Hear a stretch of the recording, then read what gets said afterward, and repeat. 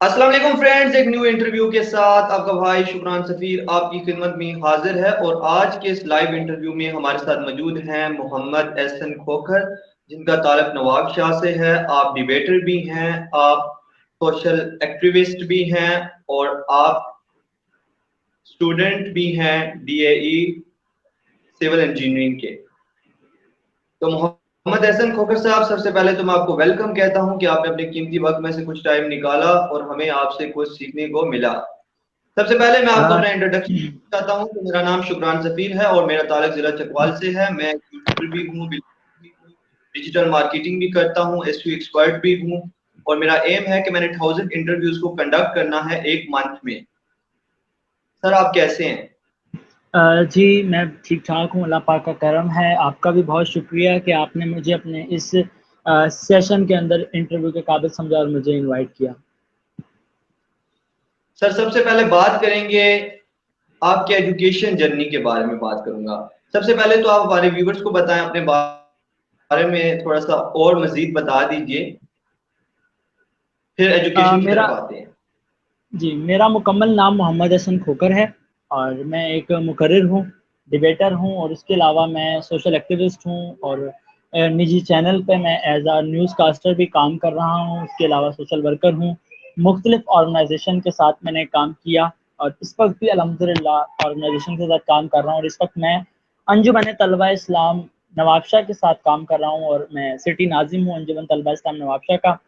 और अगर मैं आपको तालीमी कैरियर पे अपना साथ साथ बताता चलूँ तो मैंने अपनी इब्तदाई तालीम जो स्टार्ट की वो मैंने नूर ईस्टर्न कॉलेज एट नवाबशाह से की। 5 क्लास तक मैंने वहाँ पढ़ा एंड देन उसके बाद मैंने स्कूल चेंज किया और मैं फौजी फाउंडेशन मॉडल स्कूल नवाबशाह में गया और मैंने मैट्रिक वहाँ से क्लियर किया। एंड देन कॉलेज के लिए मैं कायद आजम रेंजर्स कॉलेज नवाबशाह ही मैं एडमिशन लिया, इंटर कम्प्लीट किया एंड देन उसके बाद मैं डिप्लोमा एसोसिएट इंजीनियरिंग हबीब टेक्निकल कॉलेज से कर रहा हूँ और अभी मेरा फाइनल ईयर चल रहा है। और अगर मैं एजुकेशन के बारे में अगर आपको फ्यूचर प्लान बताता चलूँ तो एजुकेशन के हवाले से मेरा आगे डीएई कंप्लीट हो गया है और इसी साल इंशाल्लाह आगे bachelors in engineering civil engineering करने का इरादा रखता हूँ।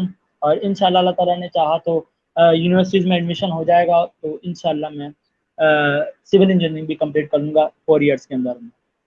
अच्छा, आप मुझे ये बताएं कि आपकी स्कूल लाइफ कैसी रही और कॉलेज लाइफ अभी आप कर रहे हैं, तो कैसा एक्सपीरियंस था?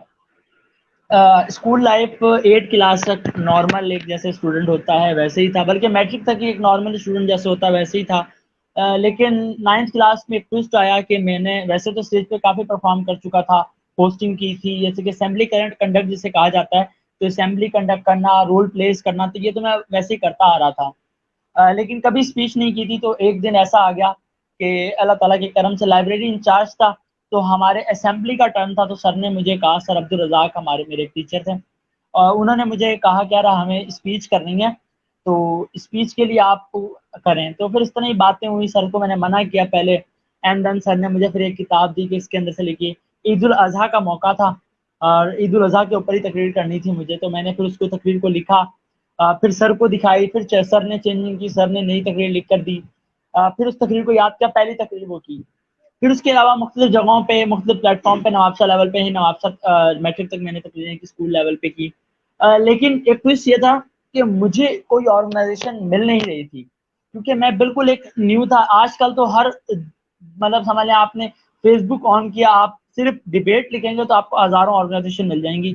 लेकिन आज से 5-7 साल पहले इतनी ऑर्गेनाइजेशन नहीं थी, इतनी अवेयरनेस नहीं थी लोगों में। तो मैं चाहता था कि किसी एक ऑर्गेनाइजेशन के साथ मेरा पाला पड़ जाए, मैं उनके साथ काम करूँ, थोड़ा एक्सपीरियंस गेन हो, मुख्तलिफ शहरों में जाके परफॉर्म करूँ। फिर अल्लाह ताला की करम से मैं फर्स्ट ईयर में आया तो फर्स्ट ईयर के मिड में ही मुझे एक ऑर्गेनाइजेशन मिली, पाकिस्तान डिबेटिंग सोसाइटी के नाम से। मैं पहले एज अ मेंबर गया उसके अंदर, फिर vice president and then president बना। शहीद बेनज़ीराबाद का पूरा डिवीजन मेरे पास था और मैं फिर उसके पूरे डिवीजन के अंदर काम करना, मुख्तलिफ स्कूल में जाके काउंसलिंग करना।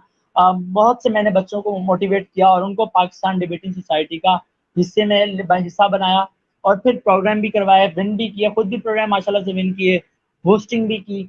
तो अल्लाह ताला ने आस्ता-आस्ता मुझे तरक्कियाँ देता रहा अल्लाह ताला। और फिर अल्लाह ताला से दुआ की, एक वक़्त था कि अल्लाह ताला मुझे बस नेशनल टीवी पे बोलना है और अल्लाह ताला ने पिछले साल मेरी वो दुआ भी कल सुन ली और अल्हम्दुलिल्लाह मैं टीवी वन के ऊपर परफॉर्म कर आया। और फिर अभी میں آپ کو بتاتا چلوں، ہر انٹرویو میں میرا ایک بات ہوتی ہے کہ اقبال کا ایک شعر ہے کہ منزل سے آگے بڑھ کر منزل تلاش کر، مل جائے تجھ کو دریا تو سمندر تلاش کر، ہر پتھر ٹوٹ جاتا ہے، ہر شیشہ ٹوٹ جاتا ہے پتھر کی چوٹ سے، پتھر ہی ٹوٹ جائے وہ شیشہ تلاش کر۔ اقبال کہتے ہیں کہ آپ کو بڑھتے رہنا چاہیے۔ تو میرا پہلے موٹو تھا کہ میں نیشنل ٹی وی پہ پرفارم کروں، اب میرا موٹو ہے کہ میں دنیا کے سامنے اپنے ملک کو پریزنٹ کروں، اپنے ملک کے حالات پریزنٹ کروں، اور انشاءاللہ اللہ تعالیٰ سے دعا ہے کہ اللہ تعالیٰ مجھے جلدی ایسے مقام پر پہنچائے گا جہاں میں اپنے ملک کو پریزنٹ کروں، دنیا کے سامنے اپنے ملک کو، اپنے ملک کا نام روشن کروں۔ یہ ہے میرا ڈیبیٹنگ کیریئر۔ آمین۔ اچھا آپ مجھے یہ بتائیں محمد احسن کھوکھر صاحب کہ جب ڈیبیٹرز کی بات کی جاتی ہے تو ڈیبیٹنگ کی فیلڈ میں آنے کے لیے کانفیڈنس چاہیے ہوتا ہے، تو آپ اپنی سٹوری ہمارے ساتھ شیئر کریں کہ آپ نے کیسے کانفیڈنس جو ہے گین کیا؟ اچھا، ایک ڈیبیٹر بننے کے لیے صرف ایک کانفیڈنس کی نہیں، بہت سی اور چیزوں کے لیے بھی ضرورت ہوتی ہے۔ میں کانفیڈنس کا بھی طریقہ بتا دیتا ہوں، آپ کو کانفیڈنس بحال کیسے ہوگا وہ میں آپ کو بتاؤں۔ سب سے پہلے جس ٹاپک پہ آپ نے تقریر کرنی ہے نا، آپ کو وہ مواد، آپ کا وہ جو آپ کا کنٹینٹ ہے نا، وہ آپ کو یاد ہونا لازم ہے۔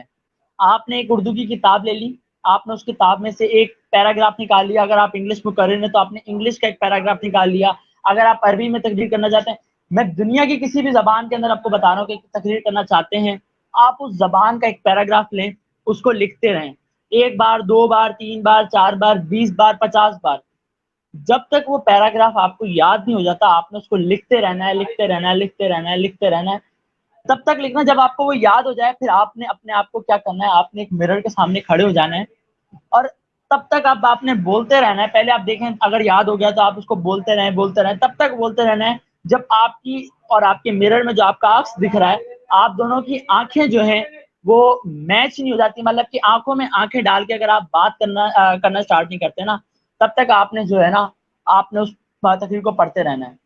اچھا، پڑھنے سے آپ کا کیا فائدہ ہوگا؟ پڑھنے سے آپ کو یہ فائدہ ملے گا کہ آپ کو تقریر یاد بھی ہوگی، آپ کا کانفیڈنس بھی آہستہ آہستہ بحال ہوتا رہے گا۔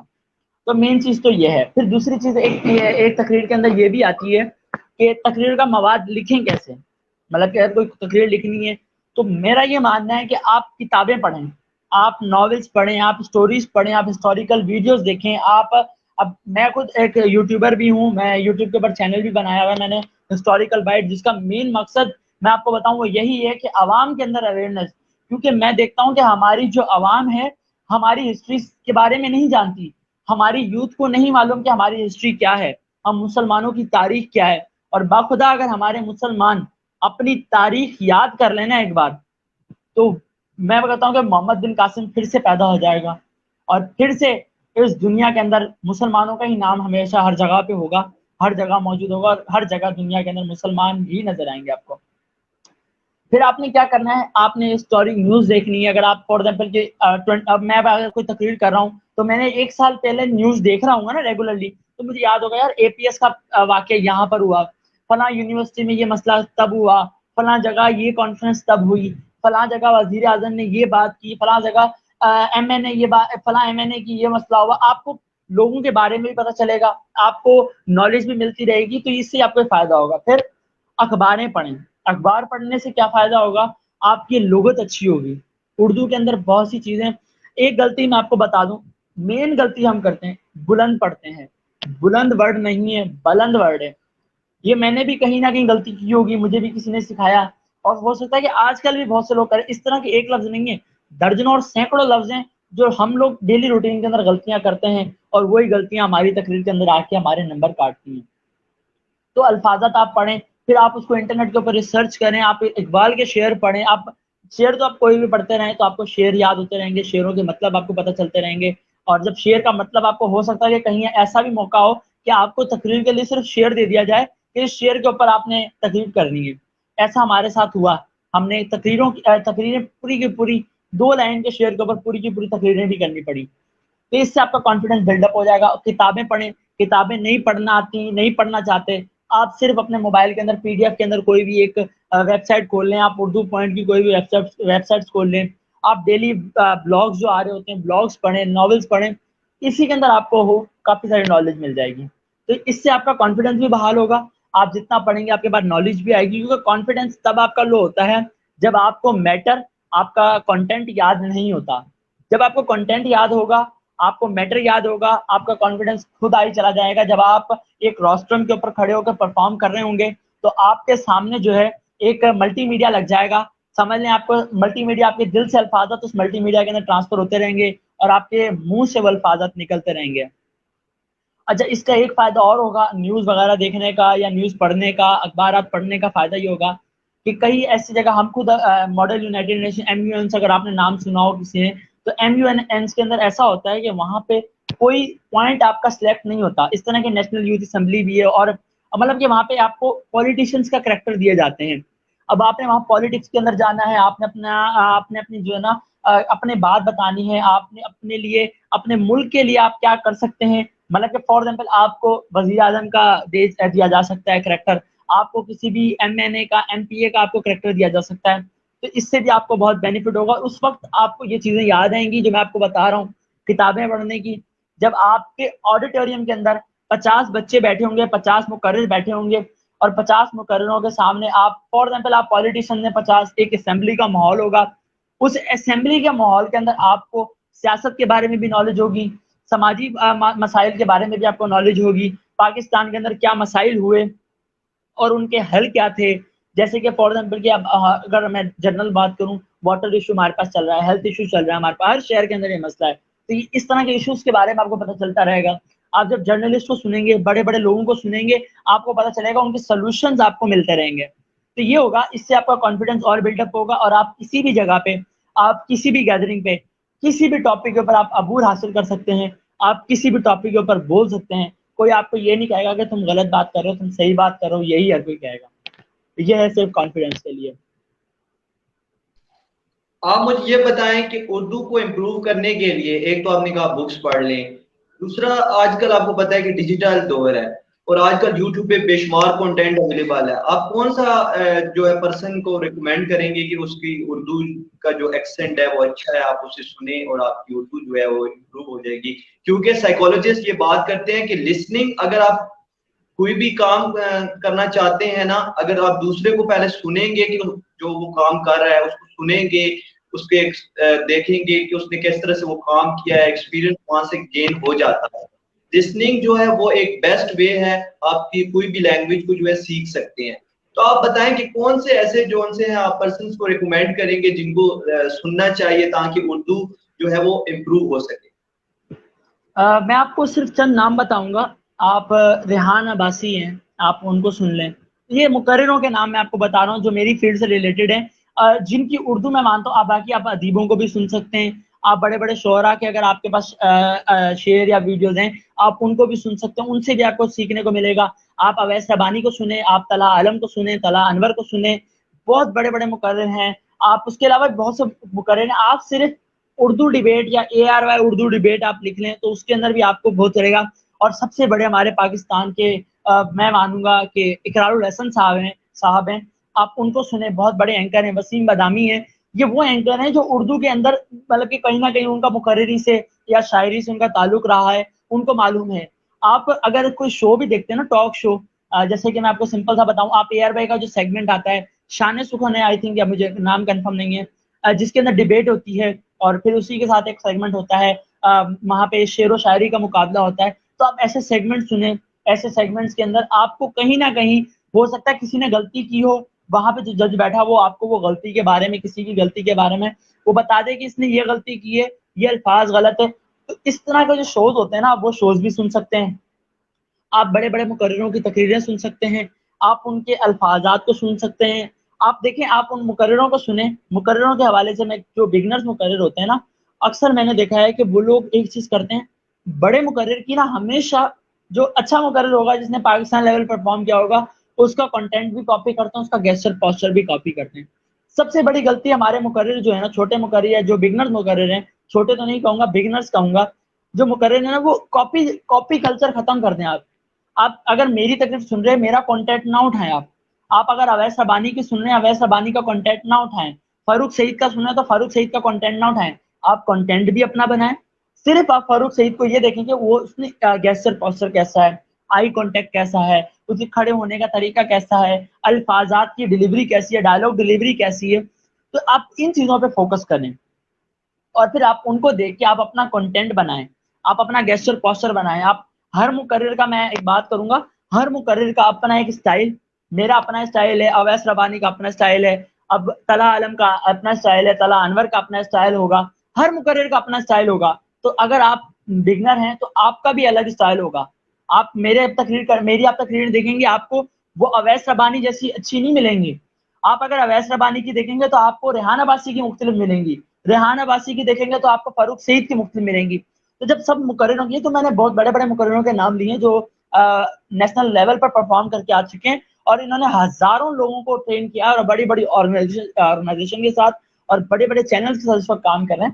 تو یہ چیزیں آپ اپنی کنٹینٹ بناتے رہیں گے نا, تو آپ کو کانفیڈنس بھی بڑھتا رہے گا. اور پھر آج کل تو دور میں ایک بتاؤں, کانفیڈنس کے لیے آپ کو مین چیز ایک بتا دوں, آپ اپنا فیس بک لائیو کھول لیں, اسٹریم یارڈ کے تھرو کسی بھی دوست کو لائیو لے لیں, یا لائیو نہیں بھی لیں, آپ خود لائیو چلے جائیں اور بس باتیں کرتے ہیں لوگوں سے, اپنے دوستوں سے باتیں کرتے ہیں, اس سے بھی آپ کا کانفیڈنس بڑھے گا. تو یہ چیزیں ہیں کچھ. جی اچھا, آپ مجھے یہ بتائیں کہ آپ بچپن میں شائی ٹائپ کے تھے, انوسینٹ ٹائپ کے تھے, کس ٹائپ کے تھے؟ لٹرلی میں اگر آپ کو سچ بتاؤں تو میں بچپن میں شاید تو نہیں, شاید تو میں ایک حد تک تھا, شاید تھا کہ مجھے تصویریں بنانے کا شوق بڑا حیرت انگیز انکشاف بتاؤں گا آپ کو, میں تصویریں نہیں بنواتا تھا. اور ہاں, بڑا ہوا ہوں تو الحمدللہ اتنی تصویروں کا شوق اور اتنی ویڈیوز کا شوق ہے.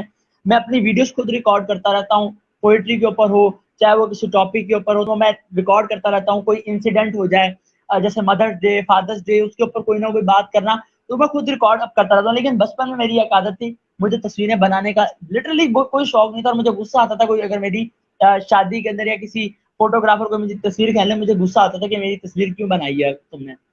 تو یہ تھا. اور پھر اسکول لائف میں جب آیا, تو اسکول لائف کے اندر میں نے پلیز کیے, اسٹیج کے اوپر پرفارم کیا, مختلف جیسے کہ ہم کہتے ہیں اسکیچ بناتے ہیں, خود اسکیچ بنائے ہوئے. کالج لائف تک بھی الحمدللہ میں نے اسکیچز کرتا رہا, فنی کامیڈین اسکیچز کرتا رہا. لیکن اب تو اپنی زندگی کے اندر اتنا مصروف ہو گئے, کیونکہ پھر اس کے بعد جاب کے سلسلے میں اس طرح مشغول ہو گئے کہ صبح میں جانا اور رات میں آنا. تو اس فیلڈ کو, مقرری کی فیلڈ کو بڑی مشکل سے چلانا پاتا تھا, کہ ٹائم نہیں ملتا تھا, ٹائم کا بہت مسئلہ ہوتا تھا. تو وہ پھر میں نے پلیز وغیرہ اپنے چھوڑ دیے. جی اچھا, آپ مجھے بتائیں کہ آپ نے کیا جاب کی؟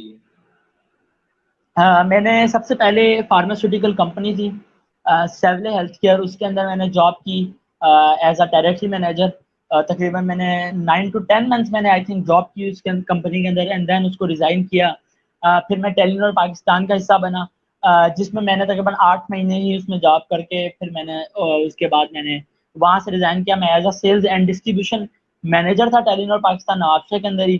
اور پھر اس کے بعد میں نے اب اپنا یوٹیوب چینل تقریباً 4 سے 5 منتھ ہو چکے ہیں, اپنا یوٹیوب چینل آن کیا, اور الحمدللہ میری پوری ایک ٹیم ہے جس کے اوپر ہم ایک فنی کنٹینٹ بھی لانے کی کوشش کر رہے ہیں, ہم سیریس کنٹینٹ بھی لانے کی کوشش کر رہے ہیں, انٹرویوز بھی کر رہا ہوں خود میں, اور پھر ہم ہسٹوریکل کنٹینٹ بھی لانے کی کوشش کر رہے ہیں. اور الحمدللہ اس وقت میں ہم لوگ پوری ٹیم ہماری تقریباً 3 چینلز ہم رن کر رہے ہیں اپنے یوٹیوب کے اوپر, اور انشاءاللہ آگے بھی بہت پلاننگ کی ہیں. انشاءاللہ اللہ تعالیٰ نے پذیرائی دی تو اس چیز کو ہم اور آگے لے کے جائیں گے, اور پاکستان کی عوام کے لیے میں خاصا کام کرنا چاہ رہا ہوں, ہسٹوریکل کنٹینٹ لے کے آ رہا ہوں. میں اب آپ کو صرف سمپل سی مثال دوں کہ ہمارے پاس ہم لوگ ہماری سوچنے کی عادت جو ہے نا وہ بند ہو چکی ہے.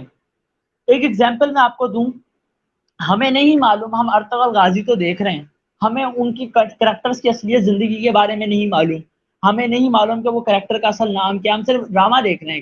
میں کہتا ہوں کہ آپ جس چیز میں جائیں نا, میں اب آپ کو بتاؤں, میں اگر کوئی چیز دیکھ رہا ہوتا ہوں نا, میں اس کے اندر گھستا ہوں کہ یار یہ کیا ہوا ہے, اس کی وجہ کیا تھی, تو آپ بھی گھسے ہیں ارطغرل ڈرامے کے اندر گھسے ہیں آپ. اس کے علاوہ ہمارے دوسرے ہمارے جو اسلامی ٹاپکس ہیں, آپ محمد بن قاسم کو پڑھیں, آپ بہت سے ہمارے دلیر لیڈرز ہیں ان کو آپ پڑھیں, آپ ان کے بارے میں نالج حاصل کریں, اور پھر ایک سوچنے کی عادت بنائیں.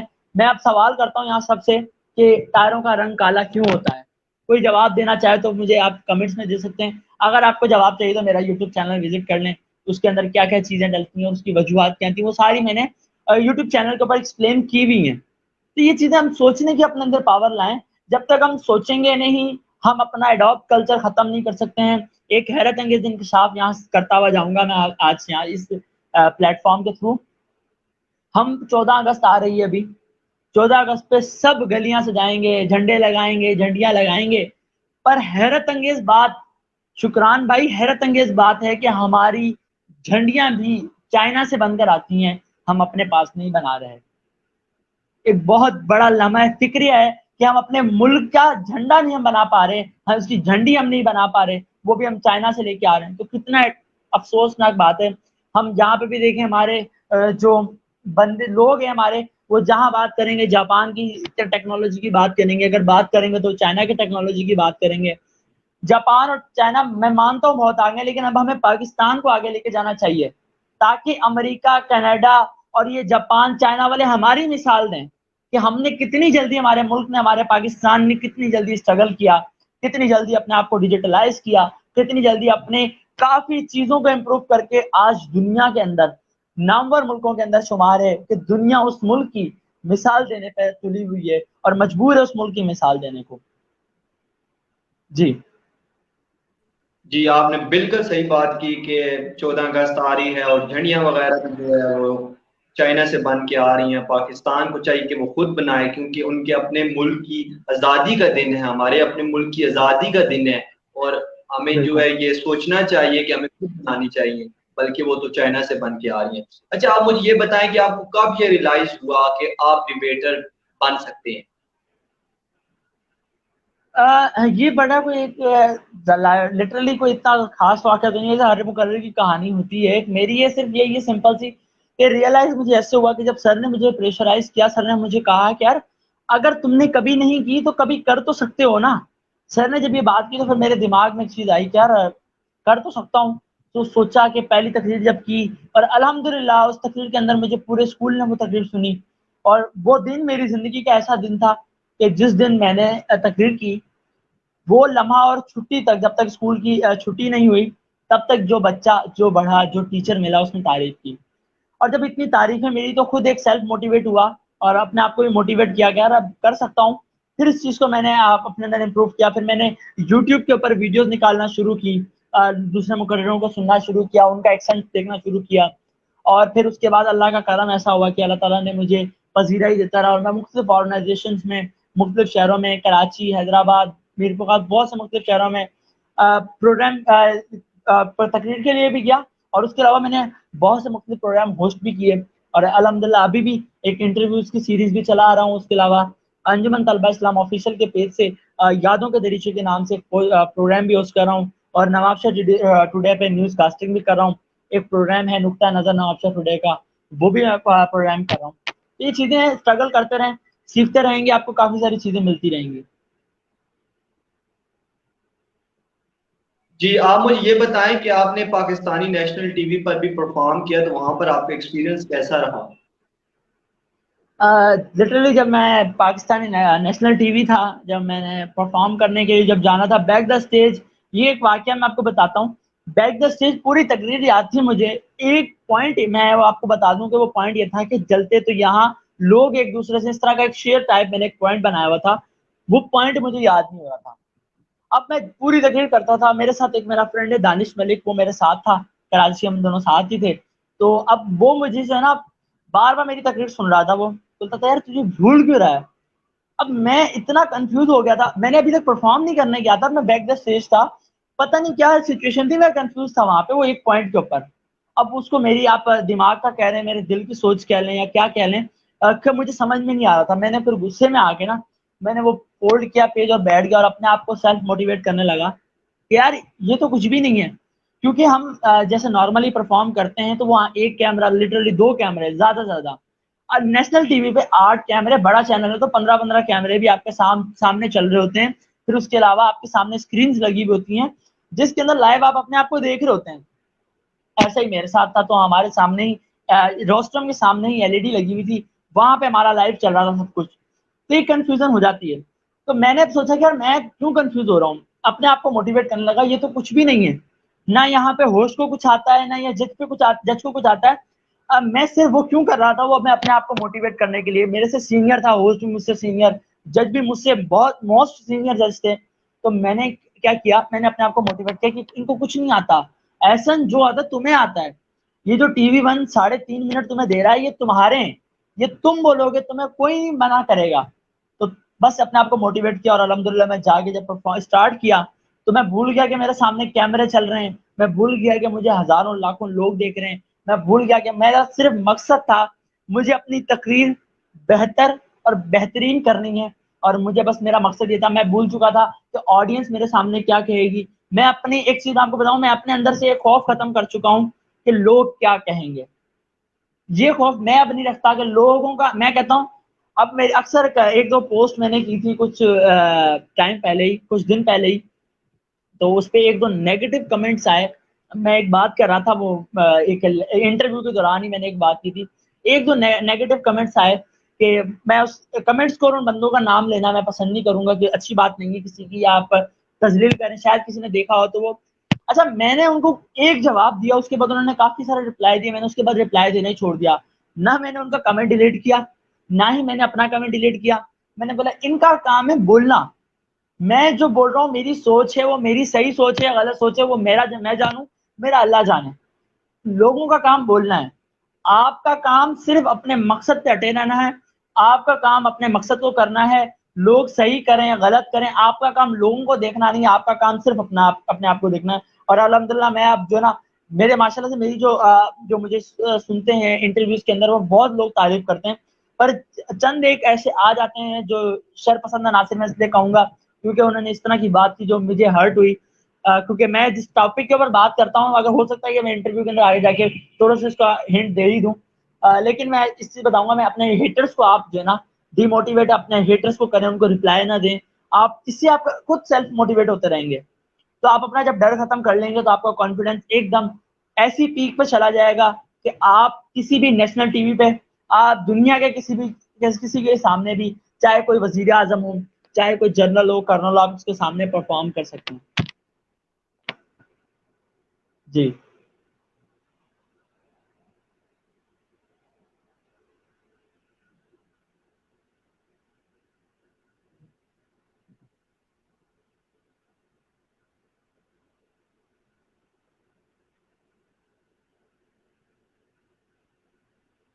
جی شکران بھائی.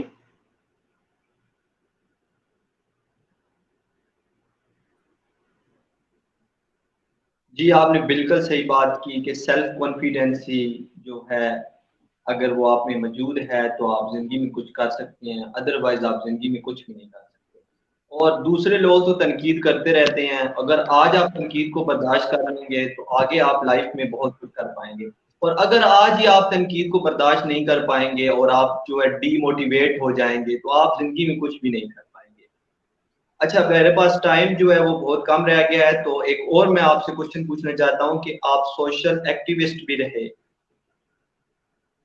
تو آپ مجھے یہ بتائیں کہ آپ سوشل ایکٹیوسٹ کو آپ نے کیوں جو ہے وہ سلیکٹ کیا اس فیلڈ کو, کیسے آپ کو یہ ریلائز ہوا کہ آپ جو ہے سوشل ایکٹیوسٹ کی فیلڈ میں جائیں اور وہاں پر کچھ اپنا کام جو ہے وہ کریں.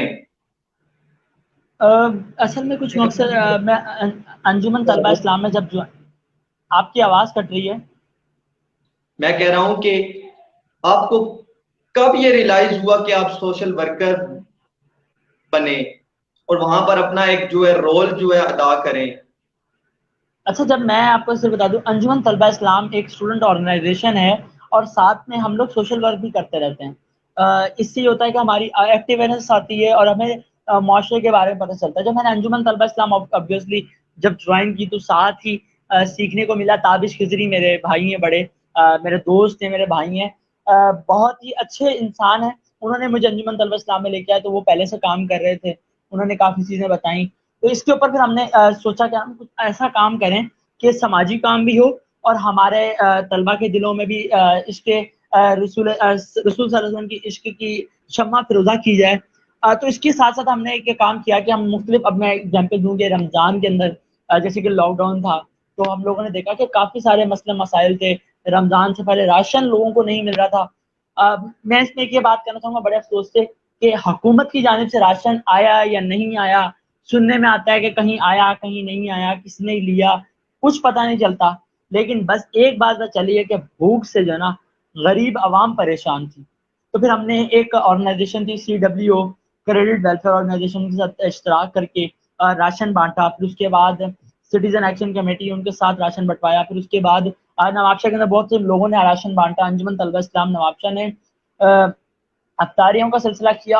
اور پھر ہم لوگ جو پولیس والے کھڑے ہوتے تھے جو روڈ پہ افطاری کے ٹائم جو لوگ روزگار تھے جو ہاسپٹلس کے اندر وارڈز کے اندر جہاں پہ افطاری کا سلسلہ نہیں ہوتا تھا تو وہاں پہ ہم نے افطاری پہنچائی, لوگوں کے گھروں میں افطاریاں پہنچائیں مختلف ایریاز کے اندر, مطلب کہ اپنی سٹی کے اندر ہی جہاں جہاں تک ہم سے ہو سکا ہم نے افطاریاں بھی پہنچائیں. اور پھر اس کے علاوہ بھی کام وغیرہ کرتے رہتے ہیں, کہیں پہ کوئی ہیلپ کی ضرورت ہے آٹا وغیرہ پہنچانا, تو اس طرح کے ہم مختلف جو ہے نا سوشل ورک سے کرتے رہتے ہیں. تو انجمن طلبہ اسلام کے تھرو ہی میں سوشل ورکر بنا اور سوچا کہ یار اب اس کام کو بھی لے کے چلنا ہے, اور الحمدللہ ابھی تک لے کے چل رہا ہوں. اچھا آپ مجھے بتائیں کہ آپ کا ایکسپیرینس کیسا رہا سوشل ورکر میں؟ جی بہت اچھا ایکسپیرینس رہا مجھے. ایک بات میں آپ کو بتاؤں گا کہ ایسا دلی سکون کبھی بھی میں آپ کو بتاؤں کہ رات کو ہم جس پہر میں آپ کو الفاظات نہیں ہے میرے پاس جملہ بیان کرنے کے لیے. ہم رات میں ہم نے مطلب کہ دن میں بھی راشن تقسیم کیا ہے, اور اب رات کا ٹائم تھا تو کچھ ایسے سفید پوش لوگ تھے جو مانگ نہیں سکتے تھے, لیکن ہمیں انفارمیشن کے مطابق جو تھی ان لوگوں کا پتا تھا کہ یار یہ لوگ سفید پوش ہیں.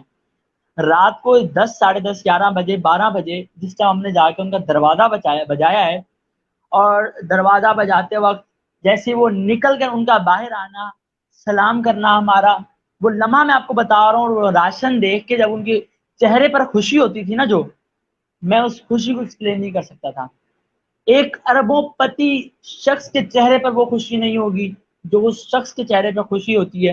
اور وہ جو دلی اطمینان آپ کو ملتا ہے نا, چاہے وہ کسی کے تھرو بھی آیا, کہاں سے اللہ تعالیٰ نے وسیلہ بنایا اور کس طرح اس کے پاس پہنچا, اس سے بہت سی چیزیں آپ کو خوشی ملتی ہے. مجھے وہ لمحہ میں نہیں بھول سکتا ہوں کہ جب میں نے خود نے بتا رہا ہوں کہ میں نے جب دروازہ نوک کیا ہے اور وہ جو چہرے پہ خوشی ہے اور وہ شکریہ ادا کرنے کا ان کا طریقہ ہے, لٹرلی کوئی ایکسپلین نہیں کر سکتا میں.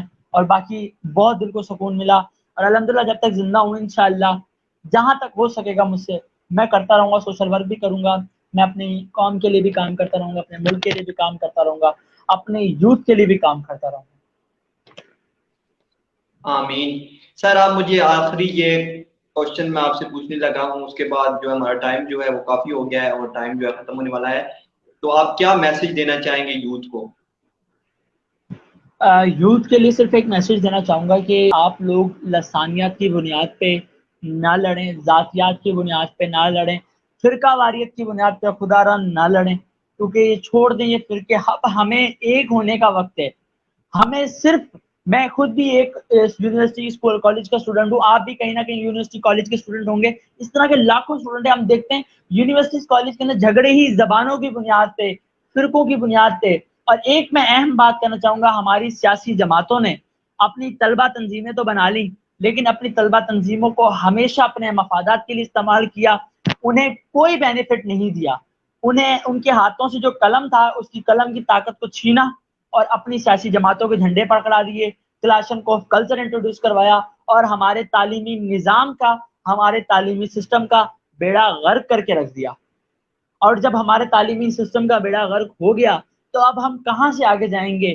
ہم پھر وہی کشکول لے کے ہم بھیک مانگنے والے وہ بن چکے ہیں کہ چائنا کوئی چیز ڈیولپ کرے گا تو وہ ہمیں دے گا, امریکہ کوئی چیز ڈیولپ کرے گا تو وہ ہم خرید کے لائیں گے. ہم خود ہماری بنانے کی طاقت ختم ہو چکی ہے. ہمیں اب اپنے آپ کو ماڈرن کرنا چاہیے, ہمیں اپنے آپ کو ڈیجیٹلائز کرنا چاہیے, ہمیں اپنی پاورز کو اچھی جگہ یوٹیلائز کرنا چاہیے. اب ہمیں ایک ہونا پڑے گا. میری یوتھ سے گزارش ہے, آپ اب یہ سارے لڑائی جھگڑے دنگے فسادات چھوڑ دیں اور آپ لوگ ایک ہو جائیں. اور اس کے ساتھ ساتھ میں حکومت کے لیے بھی ایک پلیٹ فارم ایک پیغام دینا چاہوں گا کہ خدا را اسٹوڈنٹ یونینز کو ان بین کیا جائے, اسٹوڈنٹ یونینز کے اوپر سے پابندی ہٹائی جائے. یہ بہت ہی غلط فیصلہ ہے کہ اسٹوڈنٹ یونین پہ 35 سالوں سے پابندی لگی ہوئی ہے.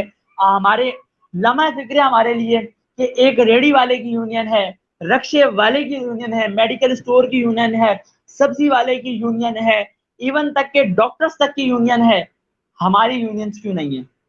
ہم لوگ کیوں نہیں کام کر رہے؟ ہماری اسٹوڈنٹ کی یونینز ہونی چاہیے. ایک پڑھا لکھا طبقہ ہے اور اس سے بہت بینیفٹ ہوگا اسٹوڈنٹس کو. اسٹوڈنٹ یونینز کے اندر جانے پہ ان کو بہت سی چیزیں سیکھنے کو ملیں گی, وہ ایک منظم ہو جائیں گے اسٹوڈنٹ. تو حکومت سے بھی خدارہ گزارش ہے کہ خدارہ میں 3 بار خدارہ بول چکا ہوں کہ خدارہ آپ لوگ اسٹوڈنٹ یونین سے پابندی ہٹا دیں, تاکہ ہمارے ملک کی عوام, ہماری یوتھ ایک خدارہ ایک پلیٹ فارم پہ ہو جائیں اور اپنی طلبہ تنظیموں کو صرف طلبہ بنا کے رکھیں, نہ کہ اپنے سیاسی ورکر, نہ کہ ان کو صرف ایک غلام جو کہ ایک جھنڈا لے کر اپنی جہاں پہ کہہ دیا آپ نے کہ وہ, اس کی میں مثال دوں کہ بکریوں کے ریوڑ کی مثال ہے یہ, کہ وہ جو چرواہا ہوتا ہے وہ بکریوں کو جہاں مارتا ہے, لکڑی مارتا ہے, اگر وہ کہتا ہے کہ رائٹ جاؤ تو وہ رائٹ جاتی ہیں, لیفٹ کہتا ہے تو لیفٹ جاؤ. انہیں خود نہیں پتا کہ انہوں نے کہاں جانا. تو یوتھ سے گزارش کرتا ہوں کہ خدارہ چھوڑ دو ان کے پیچھے, اپنا کام کرنا ہے آپ نے, اپنے ملک کے لیے اپنا ماں باپ کا نام روشن کرنا ہے, اپنے خاندان کا نام روشن کرنا ہے, اپنے آپ کو اونچا کرنا چاہتے ہو نا, تو خدارہ اپنی یوتھ ہماری جو ہے نا ایک ہو جائے. جس دن ہماری یوتھ ایک ہو گئی, جس دن ہم لوگوں نے سب کو ایک نظر سے دیکھنا شروع کر دیا, ہم فرقہ واریت سے ہٹ گئے, ہم زبانوں کی بنیاد سے ہٹ گئے, ہم لسانیت کی بنیاد سے ہٹ گئے, تو یقین مانے میں لکھ کر دیتا ہوں کہ ہمارا ملک پاکستان اس دن سے ترقی کرنا شروع ہوگا. اور انشاءاللہ کہ دنیا کے جو بڑے ملک, نامی ملک جو بن چکے ہیں, جن کے بارے میں ہم مثالیں دیتے ہیں کہ انہوں نے 10 دن میں اتنا ہاسپٹل بنا لیا ہے, ان کی ٹرین 1 منٹ لیٹ نہیں ہوتی, 1 سیکنڈ لیٹ نہیں ہوتی, تو ہماری مثال ہوگی کہ ہم لوگ اپنے آپ کو کس طرح ہم لوہا منوا سکتے ہیں, ہم کس طرح چیزیں ڈیولپ کریں گے, اور اس سے ہماری جو ہے ہمارے ملک کو ترقی جو ملے گی وہ دیکھنے کے لائق ہوگی. دنیا کے لوگ ہمارے کو دیکھنے آئیں گے اور ہم سے سیکھنے آئیں گے کہ ہم نے کس طرح ترقی کی. جی شکریہ. جی محمد احسن کھوکھر صاحب, آپ نے بالکل صحیح بات کی اور آپ نے اپنا قیمتی وقت دیا, اس کے لیے میں آپ کا دوبارہ شکریہ ادا کرتا ہوں. اگر یہ سانسیں چلتی رہی اور زندگی رہی تو پھر کبھی آپ سے ملاقات ہوگی. اللہ حافظ.